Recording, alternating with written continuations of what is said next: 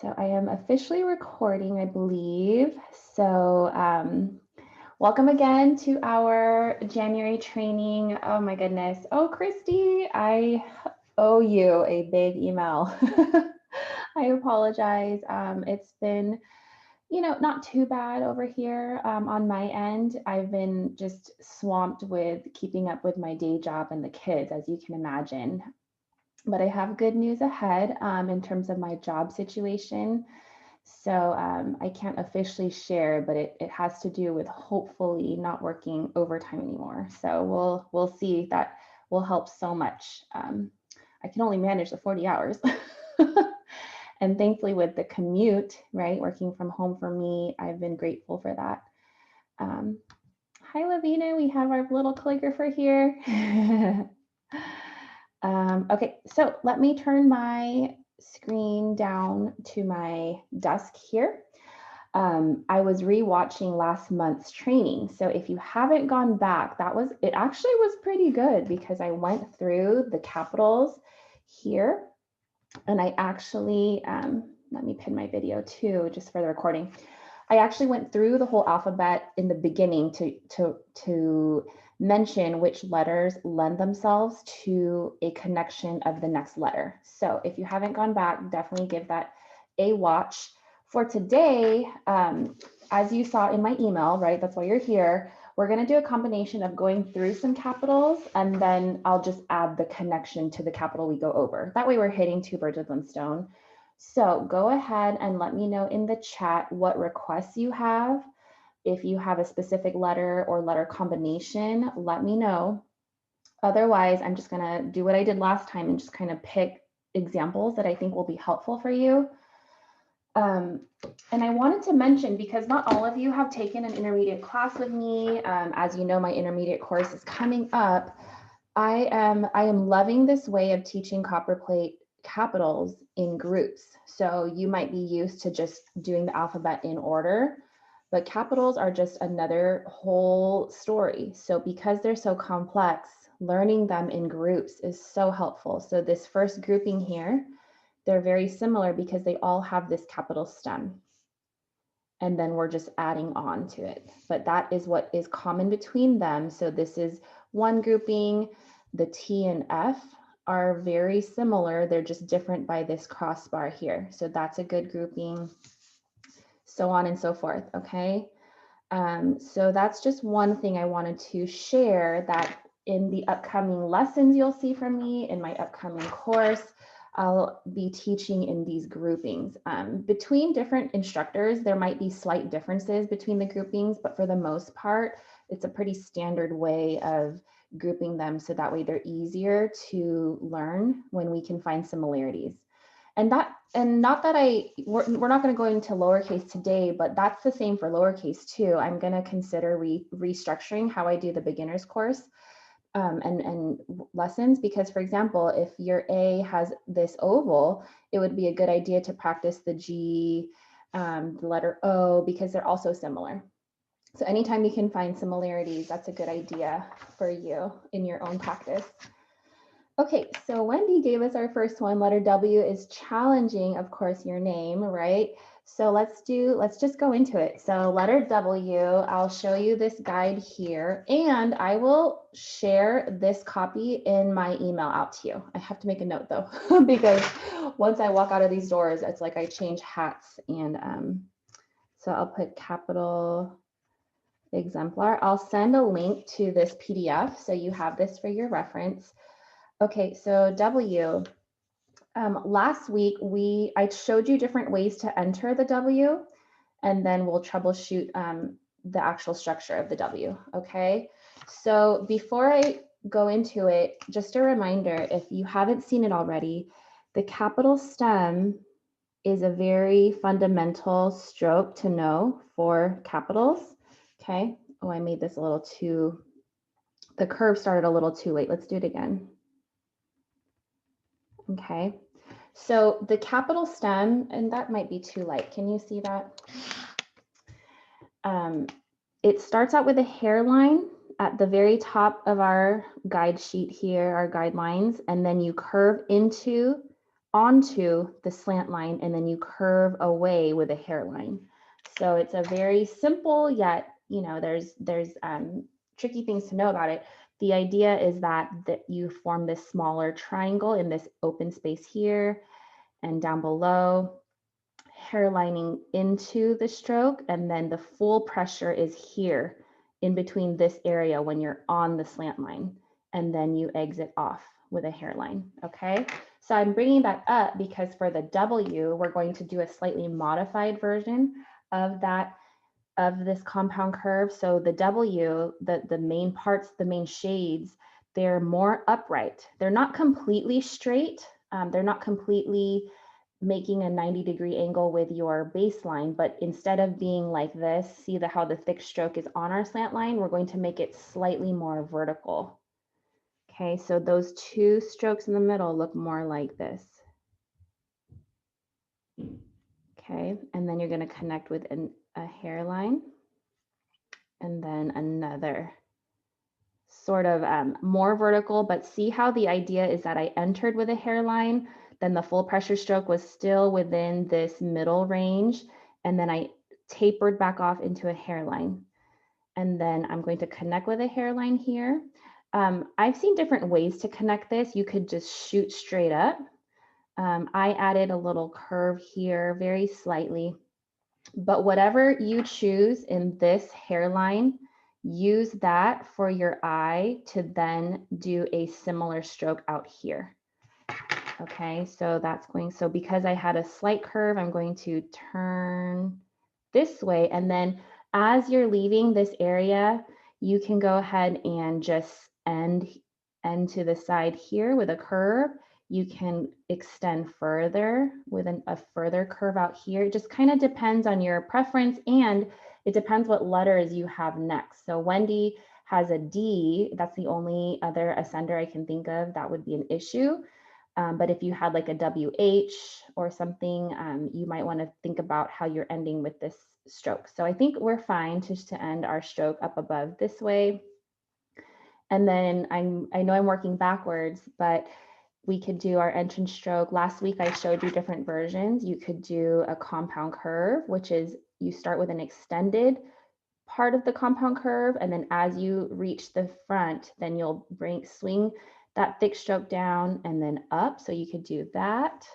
You could do a vertical loop and go into a compound curve like that. Or just to keep it really simple, you could even do just a horizontal oval that comes up. So I started with a hairline. You can add a slight shade on the left anytime you're going down, right? We press down, but not as thick as my main shades here. So slight shade and then come back to a hairline and then loop back up. Okay, so I'm gonna mark this up and then we'll rewrite it so it's a clean version, but just so you can see how some of this is formed, okay? So let's look at the first, let's look here, this horizontal oval, okay? Now, something I've kind of tweaked lately, and I want to share that with you, just I'm always sharing anything I learn. I used to make this horizontal oval, like literally horizontal to my baseline. I would just make it more shaped this way because I thought the oval had to be horizontal like this, but really you want it to be slightly angled. And so it's more like this. See how this shape, well, here's the oval there. So the axis of that oval is, instead of being horizontal to my baseline, it's slightly facing upward. I didn't measure this, so I can't give you an exact, but instead of being maybe 0, let's say it's like 30 degrees, okay? So that's one thing with the entrance. Now let's look at the main part of the W. I want to point out that we talked about the vertical capital stem here. Now, if you look carefully at where the shade is facing, is lying, so it's lying on this, you can imagine this as one line. It has to be parallel to the second shade. That's what keeps our eye That's how we can keep the letter together and looking, just really symmetrical that way. Because if not, if you have, for example, I'm just going to make up some examples. If I have my first shade pretty vertical, and then I have my hairline, but then I make the next one too angled, okay? I'm going to change the color of my pen. I feel like it's so light. Okay, so if this first one's pretty vertical, but then I make this one too angled. See how that closes that, it's so, the hairline, the ends of these strokes are so tight, and the ends of these, the top is so spaced out. And then when I do my exit, see how squished it is down below. And then same thing too, if you made the first one too angled, and then you made the second one too vertical, then look at how we lose that symmetrical, that symmetry inside. So here's too tight, and then these spaces here are just way too wide.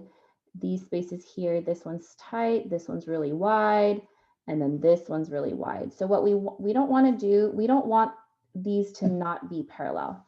So practice keeping those two strokes pretty parallel. And then same thing with the hairlines. We're going to have our hairlines parallel. Okay. And I'm looking at this, the hairline's pretty close to being on our slant line. So that's one way.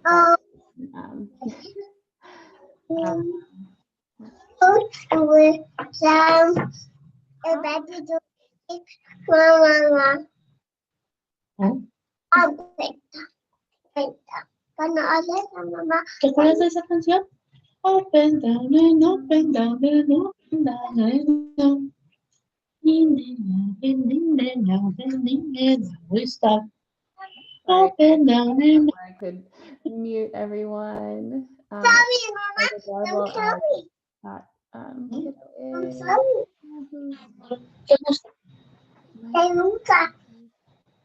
is it? Hi, Laura. Is that you? Do you mind muting? I don't know where the mute button is.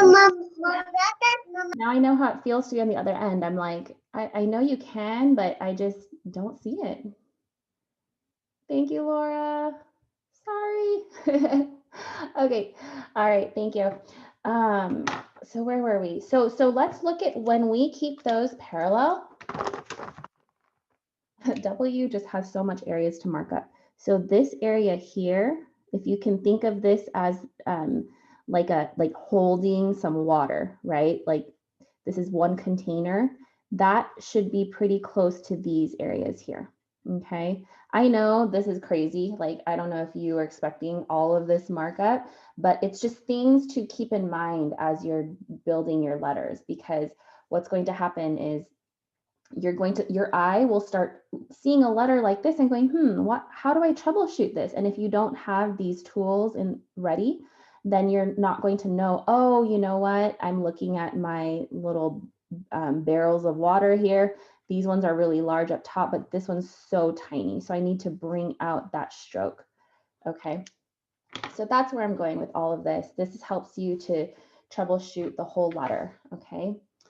So let's go ahead and do the whole letter without the markup so we can connect, do Wendy's name. Now, Wendy, because the W has a hairline leaving the baseline, you have to keep that letter by itself. We're not going to use it to connect to the E. It's impossible. So your letter E, you could either leave off the entrance stroke or you can include it. Okay, let's go ahead and put that all together. And then I have my modified compound curve. So I'm making it more upright. And then I have my hairline. And then I'm keeping my eye on that first shade, trying to keep them parallel. And then I switch my eye to the hairline, and then I'm trying to keep that parallel as well. But then as I leave the first cisgender space, I can go ahead and curve around, okay? And then Wendy, we could either, I'll use a pencil first, we can either start with an entrance stroke here, and then we can create your E, or we can just leave it off. I think I'm just gonna leave it off because the structure of the W is pretty solid that we don't need that entrance stroke to add to extra, I call it clutter. So we don't want to add too much. So we can just go ahead and create our E into our N here. And then here we're just doing your standard lowercase letters.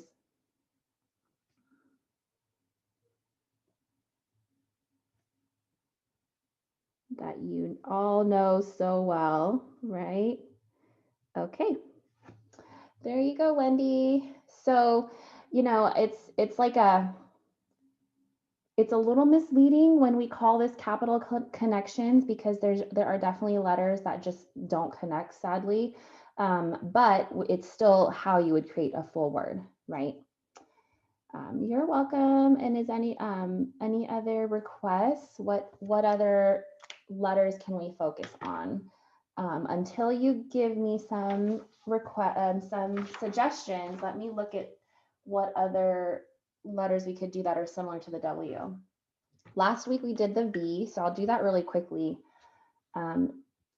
So we could either do the horizontal entrance into the V, and then it's just leaving off the second set of our shade and hairline. So from here, we're just ready to go ahead and do the hairline. Okay, and you can bring that out really far, or you can just stop. You don't have to go that way. You can just stop here. Okay, that's like a standard way, but I like going up and above. It's just so fun. Okay, let's do a name like, I was gonna do Vicky, but now I'm imagining the K might knock into this. So we'll do Victor. And so I'll show you what that looks like if you did put an entrance, but you don't have to. I just want you to keep in mind, don't touch the entrance to the letter because it's just going to look awkward. It'll look like it's part of that letter, but we want to keep this capital standalone unless it's intentionally meant to be part of that capital. Okay. And this would have been a fun opportunity to flourish the ending of that V and cross the T. If we brought this way out, well, that R is kind of in the way, but see how fun that would have been to cross that T or, yeah. Okay, Barbara says letter B. Oh, the letter B is one that I used to just cringe at creating because it was so tricky. But now I love it because I'm able to identify what I'm looking for. Like I just didn't know the proportions and what am I trying, how do I troubleshoot, right? So that is my goal with you all, to just to equip you with how to have that critical eye. Okay, so the letter B, we start off with our compound curve, the very standard compound curve. Okay, so I started with a hairline, I go onto my slant line, and then I taper off. But with the letter B, we're going to end with a terminal dot, which is a closed little circle, but you have to go inside. Okay, so I'm going to finish, I'm going to bring my pen, I'm going to curve off of the baseline and turn in. So it's really tiny. I'll try to bring it a little closer. Let me, give me a second to focus. So it's very tiny, but you'll see that I curved inward like this. Okay, because what you want to avoid is, let's say this is the ending of, just pretend this is the end here and I come up. You don't want to create a dot that is on the circle like that. It just looks like it's a hanging berry. And you don't want to, you know, certainly have it coming off either. So what I'm doing is I'm looping around and then I'm tucking that ending into the shade. So if you imagine this being a container here, that that shade is on the inside, okay? Then you can just fill it in right after. With a brush pen, you can pretty much do it at the same time. So that's just how you would do that terminal dot here. Now going into the letter B, I'm going to do a vertical loop. Okay, now a vertical loop starts at a hairline in between your first and second ascender. And then I'm going to add a slight shade to the right, and then coming back to a hairline, I'm going to turn to the right. Okay. And then I'm going to create this sideways bowl. So it's that's the part of the B.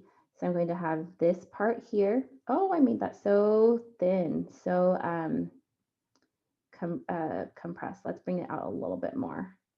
Okay. We'll have to redo this for sure. So I'm coming out here with my first top bowl, then I'm going to turn this around and do the bottom bowl. Okay, and then you can just finish up into that space. Some things to keep in mind. So this is where over time I've learned different ways to look at this. Okay, so I won't mark up the capital stem because I showed you up above here. I will show you though, remember that this part here is our thickest part of that shade, of that stroke. So hairline, shade, hairline, and you're entering it smoothly. And then that shade is on our slant, okay? So that's for the compound curve. I talked about the terminal dot. Here, we're going to notice that this oval, this is one oval here. You'll notice that this shape of this oval, of this, what looks like an oval, it actually should mirror this shape here. That helps a lot that's one part to troubleshoot. So it's almost like if you were to connect these strokes like this, see how they echo each other really well? Okay, so what you want to avoid is this oval being too upright. Okay, you don't want to have your B, if this was my capital stem, you don't want this too upright like this. And then I bring this bowl here, because look at this curve here. It's so straight up, and then this one's very curved. It makes for this area very tight, and then this area gets very long. Okay, so we don't want to do that. And then this top bowl is, you can kind of see an oval sitting here. Okay, we're going to be seeing oval. You're going to be dreaming about ovals after today, if you're not already dreaming about ovals with copper plate. So this top oval here, the axis of that oval is on our slant. Surprise, surprise. And then this bottom oval here, that axis is on the slant as well. Okay, so as you're, let me erase that. It's just hard to see. As you're creating those strokes, imagine there's an oval here and an oval here, and you're hugging the outside of the first oval, but then you're stopping halfway, and then you're hugging the outside of that bottom oval. And then you'll notice that the where these two align, they're not exactly parallel. They're not exactly one on top of the other. The bottom bowl is slightly bigger, okay, but you don't want the difference to be too much. What I mean is you wouldn't want the top bowl to be, as I was starting to do, right, very tiny, and then a really large bowl out here, right? That would just look too not proportion. And we also wouldn't want to do the opposite, where the first bowl is really large and then the bottom is so tiny. Okay, it's a very exaggerated example, but I think these help you envision, okay, I'm trying to get to a point where they're relatively even. The bottom one is slightly sticking out more, because if I show you this, the edge of that top bowl here and then the edge of this bowl, see how that one comes out just slightly. Okay, what else do you want to talk about? I think that's all I can think of for now. You want to be careful where this crosses. Okay, so here's my capital stem, and I'm crossing this stroke in such a way that I create almost like a T. Okay, so you wouldn't want to come up too early or too late, just because we're trying to be mindful of this cross. Okay, So you, and also the cross is important because it's not like the T where they don't cross. So in the T, I'll just show you here. We don't touch that top stroke, but then here, you're trying to aim to cross it. You wouldn't go up and above it like this, and you wouldn't go too low either. Okay, kind of silly examples there. Okay, so let's go ahead and put Barbara's name together. All right. So now Barbara, because this stroke ends on the inside, we can either finish here, and then we're going to start your letter A here. You can add an entrance, but this is, again, a letter that you don't really have to. You can just start your letter A.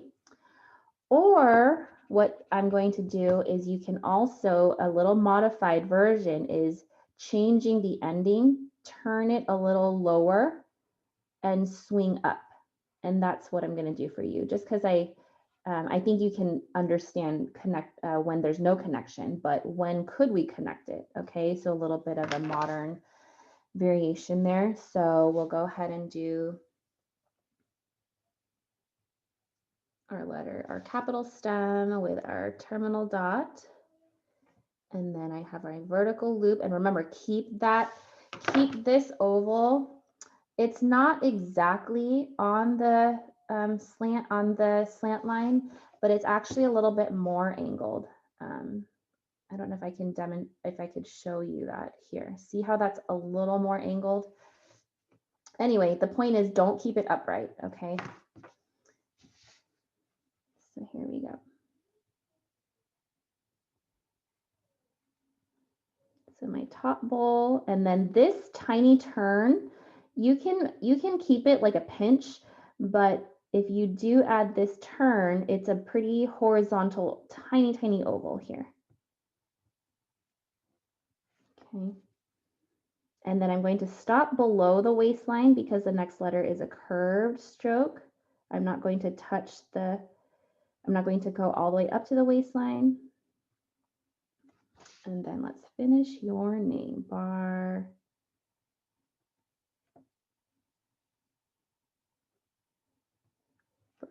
Oh, when you look at a name too, or you focus on a name too long, it's like, how do you spell it? Okay, let's flourish this one for fun. I'm actually in the middle of filming my flourishing segment for the course. It has been such a slow and steady process, but somehow I'm getting through it. Okay. Okay, Barbara.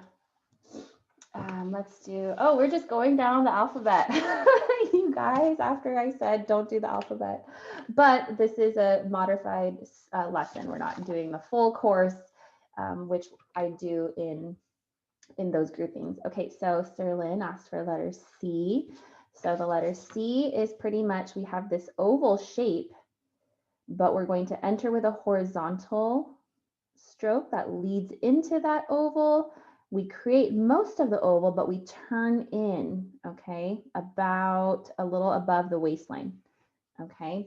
Letter C, I mean, I could probably say this about a lot of letters, but the letter C is another capital that used to be so difficult for me, but once I knew what to look for, it helped so much.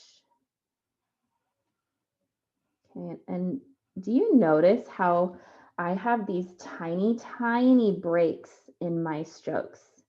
I don't know if you picked up on that, but I want to call it out because one way that has been helping me build these letters is not thinking I have to create it all in one go.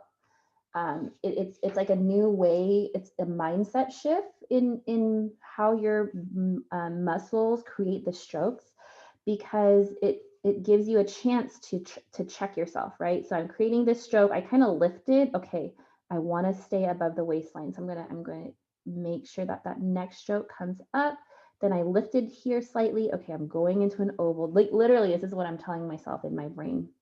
Okay, I'm about to form an oval, so I lifted my pencil slightly.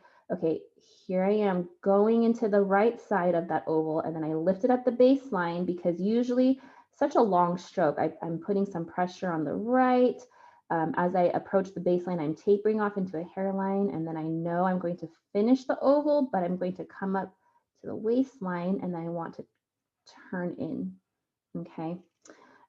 So we talked about the horizontal oval already, but here, instead of reaching the top of your second ascender, you're going to curve into this oval. And when I say this oval, of course, it's not, you don't see the whole oval, it's implied. You have to imagine it. This oval is sitting on our 55, right? And when I say that, if you don't know by now what that means, it means that the axis of that oval is on our slant line. So when I say it's sitting, right, it's here. It's not facing this way, it's sitting along our slant line. And then I go above the waistline and then turn in. We want the thickest part of our shade of our stroke to be here, almost to the, it can be in the middle, but I tend to start a little lower. So I would say the heaviest part is more like toward this bottom part of this oval. See how that's not exactly halfway? So this will be my shade. And as always, we're approaching the baseline. So get to that hairline, okay? And if it helps, break up your stroke right here. So aim to taper off and then airplane out. I introduced the airplane verb last week, is where I pretend to take off. So hairline and then let go, but you can still move your pen upward. So you get that nice gradual ending, okay? One thing to note too is the ovals, the tiny oval that you create here. See how there's, you can almost imagine another oval here. It's the left edge of that oval. We don't want this to come too far to the left. So you wouldn't finish this stroke this far because that would look like an O. And you also wouldn't finish that stroke too close to the right. Think of that, for that ending stroke here, think of this shade. It's going to be a secondary shade, so it won't be as thick as this shade, but it'll be a slightly less thicker shade. Think of that, if you can look at it, it's cutting the oval, the bigger oval, in half. So see that halfway point in the oval? That's where you want to aim. You don't want to aim too far to the left or too far to the right. Okay, so let's go ahead and do Serlin's name. Serlin, you also have a letter that doesn't lend itself easily. I say easily because you can flourish it a bit to connect.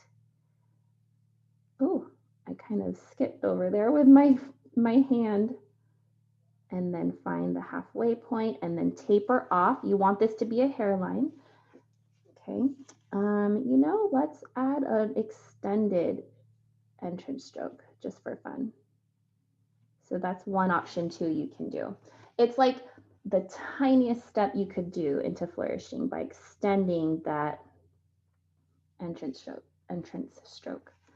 And then O, Y.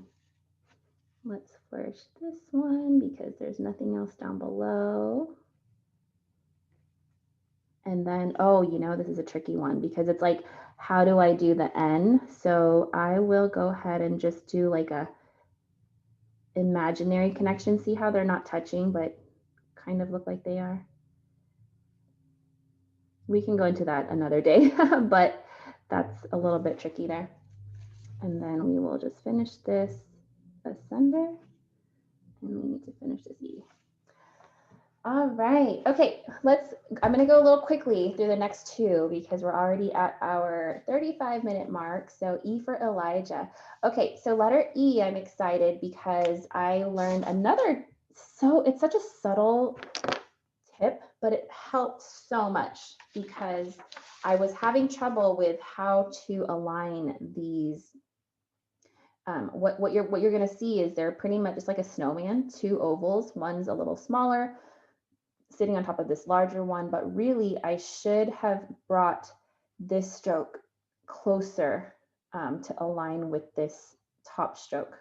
So if you can imagine this oval, if I were to pick it up and shift it slightly to the right, it would just look a little bit more how it should look. Okay, so for the letter E, if I have that top oval that I was talking about, imagine an oval here sitting on our slant line.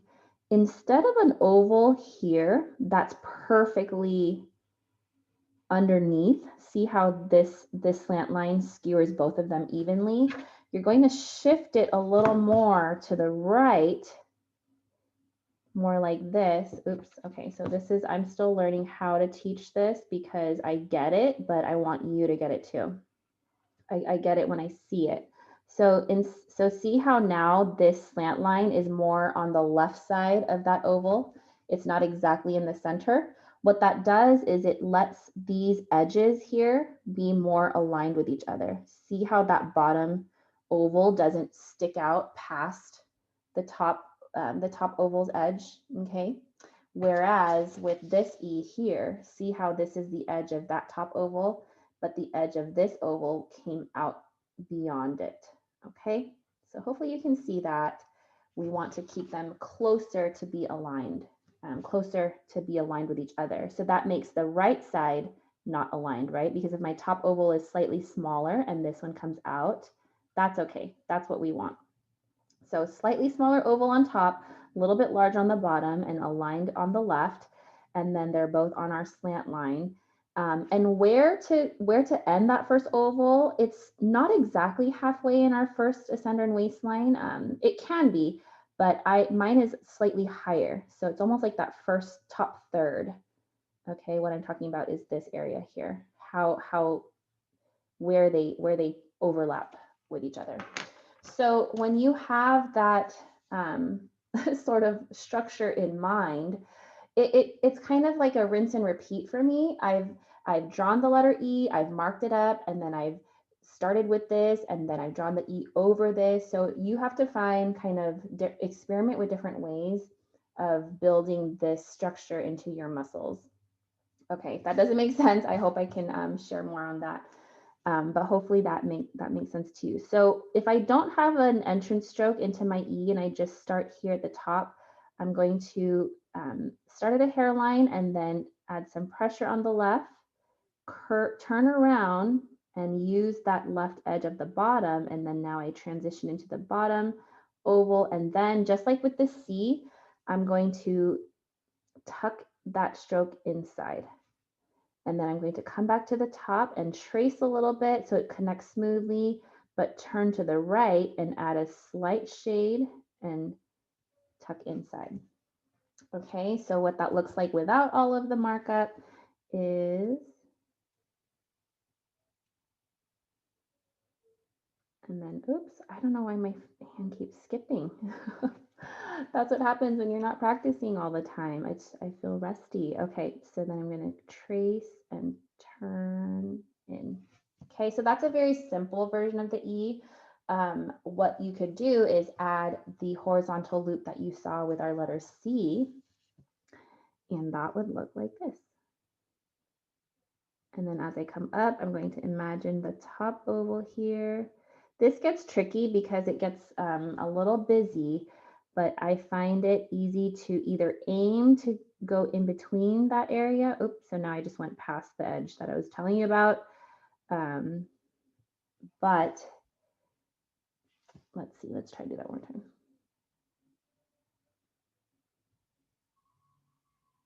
Or you can try to bring it lower like this is my other option. But it kind of creates a hot spot. Okay, see this area here? I would have liked that horizontal loop to be maybe more like this. And that really cuts that top oval. So just be careful there. But what that would do is give me more space here. I didn't like how tight this got. That top stroke touched the bottom of this stroke here, or this stroke. Okay, let's try one more time and we'll do Elijah. Okay, so here we go. We'll try to bring that, we'll do this version here where we try to not touch that bottom bowl. So I'm going to turn up, top bowl, bottom bowl, curve in. So Elijah, let's see, L, we could just start here. Let's do what we did with Sir Lindsay. Have a very elaborate entrance stroke. And I want to make a mention about that entrance stroke. Let's go ahead and finish flourishing. Let's do this. Ooh, that's a little flat there, but that's not our focus right now. Elijah. Okay. What I wanted to say is this entrance stroke, one way you can practice where to place that is keeping that pretty symmetrical or echoing this curve here. That's a really pretty way to extend that entrance stroke, but keep it looking symmetrical and just put together. You know, you don't want it to come too close to the edge here like that. You wouldn't want it to be too far below where it's just coming from nowhere. So that's one way to eyeball that entrance stroke. Let's finish the name. Okay. And okay, so let's do letter D. Laura, is Flourishing going to be an online course? You know, I wanted to share with you that I'm putting the Flourishing and capitals together in this next course because it just makes sense to because I have this tendency to do things like this and just sprinkle them in. And so I love that they go hand in hand. Flourishing can definitely be its own course, but I just want to push this one out to be one big package of capitals, capital connections, and flourishing. So that is going to be the next one, hopefully rolling out soon. I keep saying soon. Okay, letter D. I'm going to squeeze this last one in, you guys. We'll end with this one. I see, I already want to redo this exemplar because I have the E to correct and the D I want to correct a little bit more too, because another tip that I've learned in my practicing all this time. So with the letter D, you want to actually imagine this as one large oval, but I should have brought this guy out further to the left because what I want to do is I want to imagine an oval shape, a really large oval like this. And I want this capital stem to be on the right third of that oval. And then this vertical loop would be more like this, hugging that outside of the oval. Let's see, how do I want to show you? So if this is that, if we kept this capital stem, it would look more like this. So you know, looking at it, it's not terrible. It's just that the vertical loop, that lead in, should have come out more. And what that does is it balances the letter. It's not it's not leaning to the right so much. So if we draw an oval, let's do the markup again. I think that's a helpful way to understand. So if this is my oval, okay, and that and the axis is on my slant line, okay, so that's what we're starting with. My capital stem is actually going to be on the right third of that oval. So when I say right third, if we were to cut this oval in 3 parts along the slant line, so this might be the first part, this might be the second part. Oh, that's kind of tricky. So see how the capital stem is on the right third, and then my vertical loop, it's not exactly going to start on that left third, but we're going to hug the outside of that oval. So here's my capital stem, and then this vertical stem. Actually, you know what? Okay, so here's another twist of this letter. When we created the capital stems in, where did I do it? I'm sorry, when I did the vertical loop in the B, remember how I started here at a hairline and I went this direction? I went clockwise. Well, with the D, because of the way we create the letter D, you're actually going to be coming from the top and then turning up and into that vertical, that loop. So we're not starting here, we're ending here. So you're going to be creating this capital stem, horizontal oval, turning around and going up, up, up, around, and then up. So that's what makes the D a little tricky. So let's, so keep this oval in mind, okay? That's going to help us with where to aim for that ending. So I have my capital stem. I'm going to come up above the baseline, but keep that oval low, and oval shaped, and the axis of that oval is on my baseline. Then I'm going to follow the oval up, up, up, up, turn. And then after I've hit maybe the first ascender, then I'm going to turn in and then end here. Okay, so let's see. D, maybe a little bit lower, but don't hit the weight. We don't want to go too low and hit the waistline. Woo, these letters are a mouthful to go over. Okay, let's do that. So here we go. So I like using these guidelines on purpose. I try to use that for my capital stem. It's just one little hand holding way to practice our letters. So airplaning in, heavy stroke, airplane.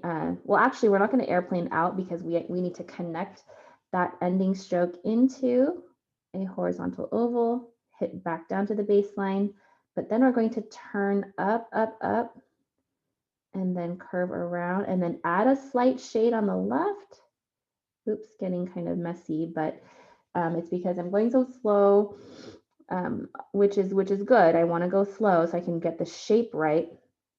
And then back to hairline and then up and inside, creating that vertical loop that you saw once again with the B, but now we're just ending in that direction. Okay. Let's see if we could do it again. What I want to troubleshoot here is this just gets really, I almost see this as a very angled, I would say, shape of that bottom stroke. Okay, so let's try to smooth that out. Capital stem, horizontal oval, but not too flat either. It's such a fine balance. Okay. We need a name. Holly, what could we write with the letter D? Or was it Callie, you asked for E. Okay, we did E. Dora. Okay, thank you. So Dora, we could definitely do an entrance stroke again, just the way we did with the others, like this. Or we could, oh, well, we wouldn't do that exit so high. We would go into our R, right? Or let's do a fun modern O. So I'm just going to align it, not too far, not too close to the D, not touching though, because we're not intentionally trying to extend the D, but I'm just going to do something like this. Just for a fun variation on the O.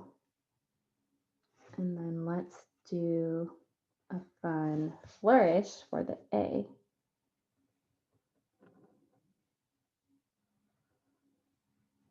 And we can end with that. How's that? You know, I'm going to go back. I do this often sometimes. Sometimes. So my eye is noticing that there's this space here, but it gets really wide. So now I almost want an entrance stroke just to fill in that space a little bit. So I'm going to go back and aim just ever so slightly here, just to add, you know, fill in that space so it doesn't stand out so empty. So I hope that looks, that makes sense. Laura gave a name Dayanara. I hope I said that right. Let's do that one. Dayanara. She has one Y, one descending stroke. So what could we do with that? We could do, I don't know. Let's see what I come up with. So our letter D.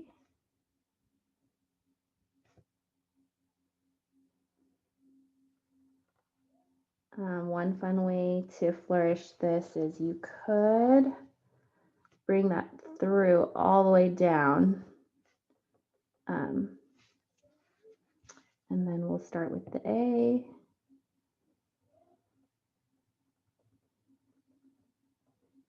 So since I did that, I don't have that space on the left. Let's see.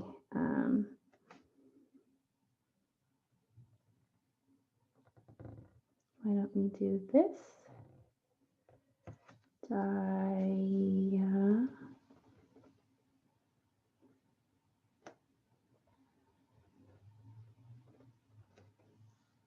I spelling that right? Diana. Oh no, I missed the A. Dia. I'm sorry. Modified name for you. But you know what? 1, 2, 3, 4. There are 4 A's. At least I did 3 of them. I have this joke. My dad, he literally has dad jokes. He doesn't even realize it. What did he say? He said, how do you spell sincerely? Is it with 1 E or 2 E's? And then he goes, I'll just make it 3 just to be safe. Okay, guys. So thank you so much. Sorry I messed that up, Laura. I hope you'll forgive me. And thank you for joining me. So I want to send you off for your weekend, and I will see you next month. Thank you for showing up. I love connecting with you all and still working on our calligraphy together. I don't want to make promises, but I really am trying to finish this course. I'm going to be offering it to all of you to join me in the first round of it. It's going to be structured like the beginner course where we'll do a walkthrough, but the intention is that you watch the videos because they're very detailed and they give you all the instruction. And then on those live trainings, there'll be more of like a supplement to what you learned or any questions that I left out or gaps and things that didn't make sense. Okay. Hi, Elaine. Oh, I love when you can join too. And I will send out the replay along with a link to all old replays if ever you just want to check out old topics. And I love hearing from you. So always hit reply if you ever have a question or want to share anything. Hi, Christy. Oh, I was so horrified when I watched last month's training. I was preparing this morning, trying to think like, what did we talk about last month? And I told you I would get back to you on that email. Salamander Inang. I don't know what language that is. Is that, it's not Tagalog, is it, Serlin? Bye, Christy, Faith, Janice. All right, everyone, salamat. Oh, maybe it was a typo. I don't know. Okay, bye. I will see you next month, hopefully sooner. And if not, have a great weekend and take care, stay safe, stay warm if you're out in the cold, and see you next time.